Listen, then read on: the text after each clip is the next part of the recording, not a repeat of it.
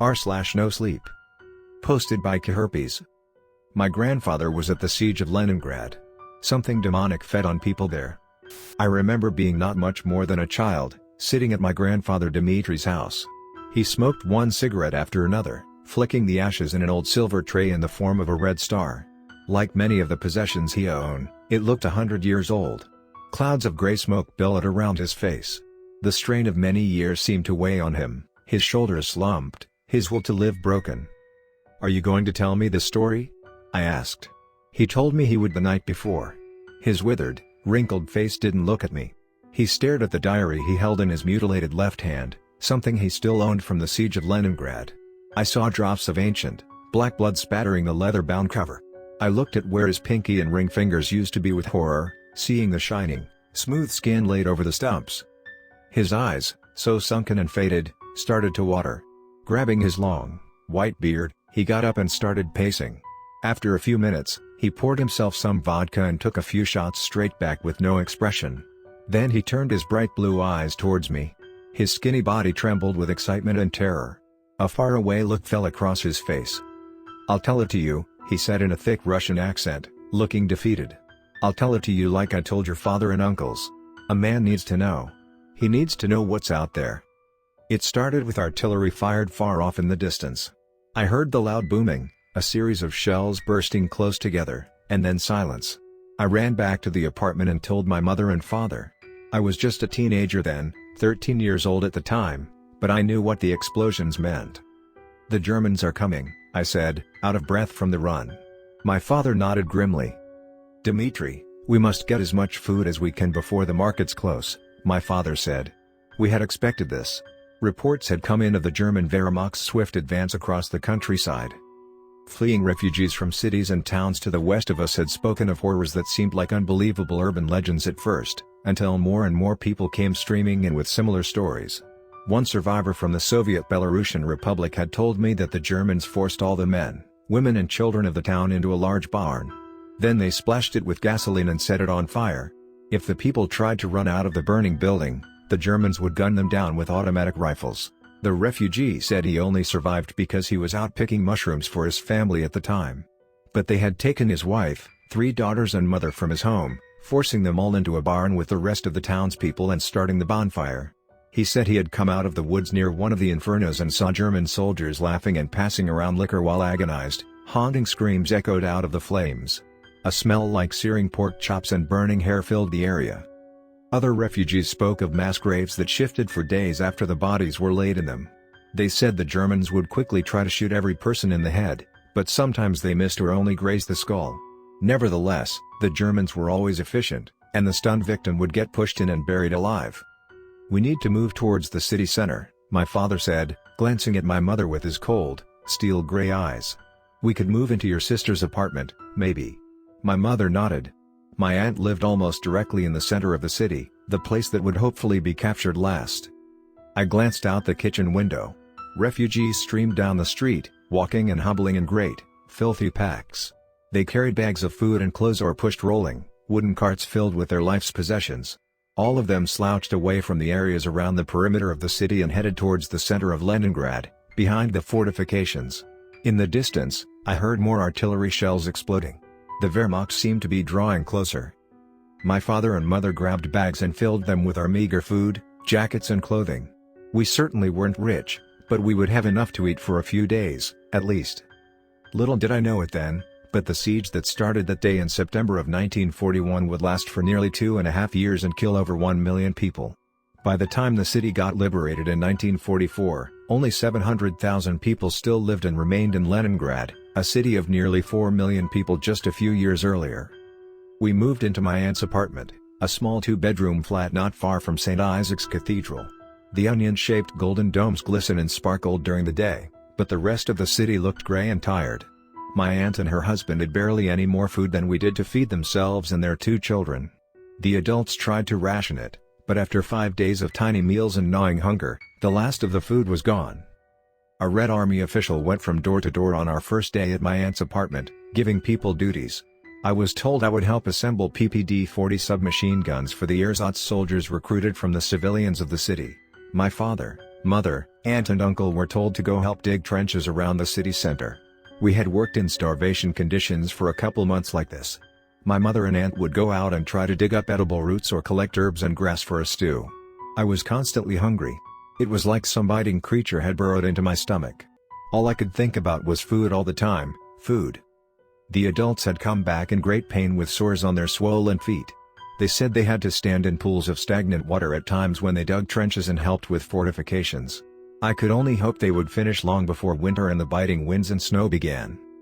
On a mild day in November, 1941, I walked up the narrow stairs of my aunt's apartment building, opening the hallway onto the third floor. I looked out a window and saw night had already come, blanketing the sky in black nothingness and gray, dirty clouds. I had my mother and father's ration cards on me, since I had grabbed our meager daily portions of sawdust bread on my way home from work. A door swung open next to me, and I saw one of my neighbors peering out through the crack. His dark eyes met mine. His gaunt, staring face morphed into a friendly smile. Raising one hand, he held me and asked me to stop. I had met him once or twice before. My father had told me his name was Mr. Kozlov. He was a laborer and, even after the period of starvation we had all endured, he still stood straight and tall with thick muscles and heavily calloused hands. "Boy," he called conspiratorially, "come here for a moment." Suspicious, I moved closer to the door. I smelled something delicious wafting out of his apartment. Looking towards the small wood-burning oven in the corner of his kitchen, I saw a bubbling stew. Steam billowed upwards in fragrant clouds from the concoction. "What is that delicious odor?" I asked, already hooked. "Is that meat?"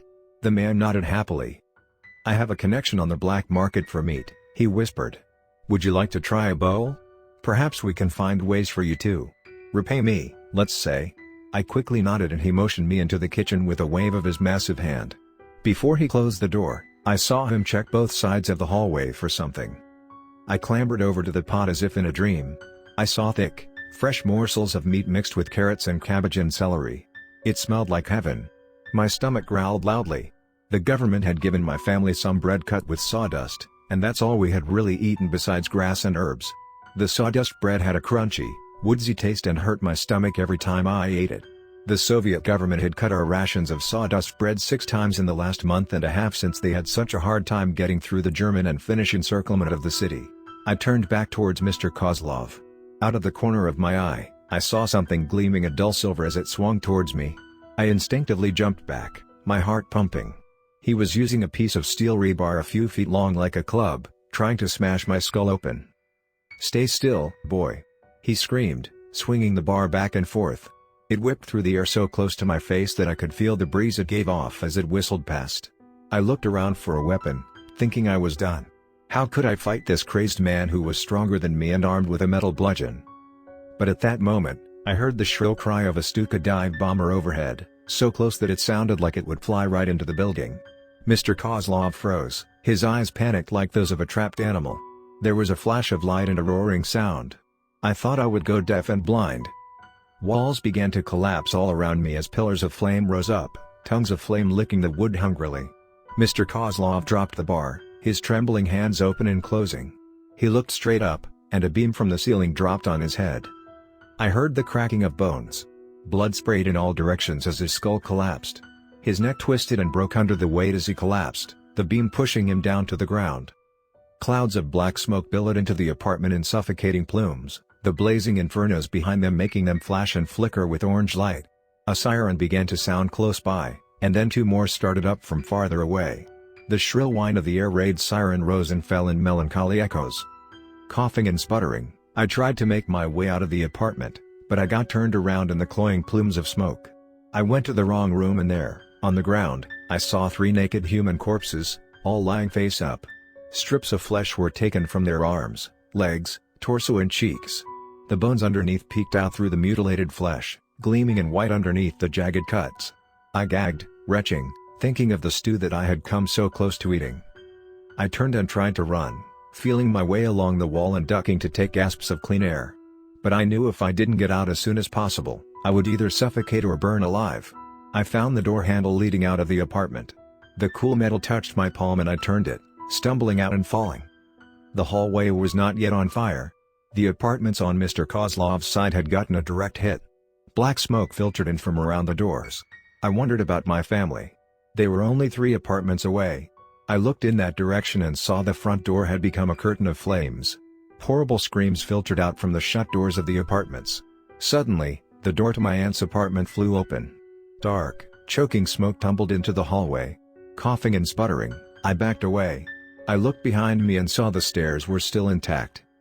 A human pillar of flame shot out of my aunt's apartment. I saw my mother running, her hair on fire, her face melting and blackening. Drops of liquefied fat slid off her nose, dripping fiery oil onto her feet. She gave off a low, whimpering, choking sound as she burned. Then she stopped moving, swaying on her feet. Her eyes began to dribble out of their sockets. She fell limply forwards, landing on her face. Slowly, she opened and closed her fingers a few times, clenching and relaxing. Then the last of her movements stopped. New shrieks and cries of pain and terror filtered out from apartments all around me. Covering my ears with my hands, I ran. I never saw my family again after that. Conditions quickly grew more horrifying after the bombings. I thought it was bad before, but I quickly realized just how much worse it could get. Cannibalism became rampant. Dead bodies littered the sidewalks and streets. People who died would often lay where they fell for days, unless someone took the body to eat it. It was considered lucky to be buried in a mass grave. There were simply not enough healthy people to remove the bodies from streets and houses and apartments. Most everyone was, after all, either sick or starving to death, or both. Parents no longer allowed young children to go outside by themselves, because they would disappear into thin air and appear later on in the black market meat trade. Some people tried to peel wallpaper off their apartments and eat the paste. Others ate grass, or tried to boil leather shoes and belts to eat them. Bugs, mice and rats became delicacies, and anyone who had grasshoppers or crickets could trade them for a high price. I ate so many rats that I learned to think of them as tiny roasted chickens, so I could choke them down. After the death of my family, I was sent to live in a communal orphanage in the center of the city. Many children had already lost parents to disease, starvation, bombings or suicide. However, no leeway was given. Even children as young as 6 were sent to assemble guns or to help dig trenches. I kept my mother and father's ration cards. I also never reported their deaths. I knew I could continue to claim their rations, perhaps indefinitely. I awoke on a cot in the darkness, my thin, ragged blanket barely providing any protection against the biting cold. Looking around in confusion, I wondered where I was for a long moment. And then the events of the last few months came crashing down on me. I felt the sharp hunger pangs rising up like stab wounds from my stomach. I ran my hand over my chest and felt the ribs sticking out, my skin stretched as tightly as a snare drum over the protruding bones. A small oil lamp stood on a nearby table.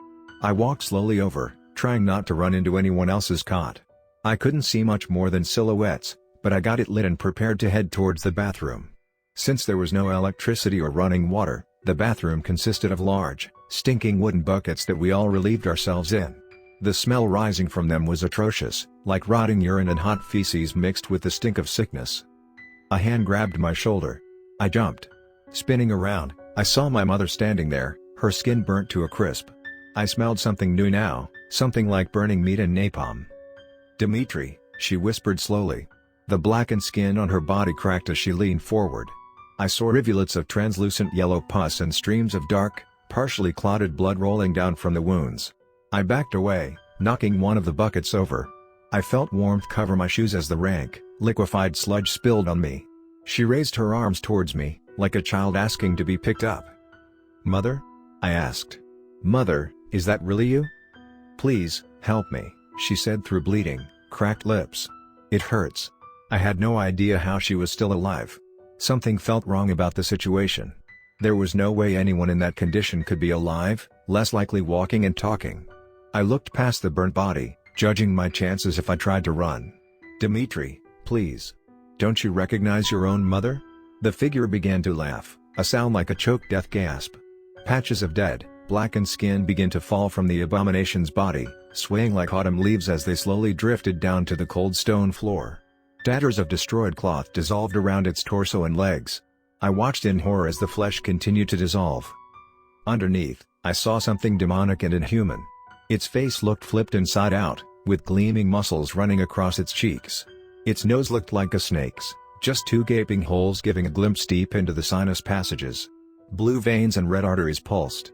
Its eyes shone a strange gold color, filled with an inner luminosity that throbbed in time with its heartbeat. It wore a black robe that covered its demonic body. Its face twisted into an insane rictus grin as it ran at me. It came at a superhuman speed, a blur of dark motion. Instinctively, I grabbed the handle of one of the buckets near my feet. The handle was slick with human waste. As it reached me, I swung the bucket with all my strength at its demonic face. Its grin seemed to falter for a moment as the wood smashed into the side of its mouth. Shit and piss exploded in a disgusting geyser. The bucket broke into 1,000 splinters. I felt my face get splattered with the waste. It went in my mouth and my eyes. Spitting and gagging, I ran. Screaming in terror, I ended up waking up everyone else in the sleeping chamber. They looked at me with panic and curiosity. I can only imagine what they saw: a young, wild-eyed boy covered in excrement. But when they went to investigate the bathroom, they found it empty except for a mess of exploded shit on the walls and ceilings, of course. Over the next couple days, I felt constantly watched. I would feel eyes running over the back of my neck. Sometimes I would catch glimpses of a red, gleaming face staring out from an alleyway or an apartment window, its eyes glowing like twin sunsets. I knew I needed to get out of the city as soon as possible. But there was simply no way except by plane. Even with my father and mother's ration cards, I continued to starve. Bread rations got cut even more as the city quickly ran out of food. People began to go mad with hunger, and some were prosecuted for ripping flesh off dead corpses with their bare teeth in public. I had gotten to the point where I began to look longingly at all the dead bodies littering the sidewalk on the way home from work. I could only imagine how much meat a single human body held. At this point, I would do anything just to feel full for 5 minutes.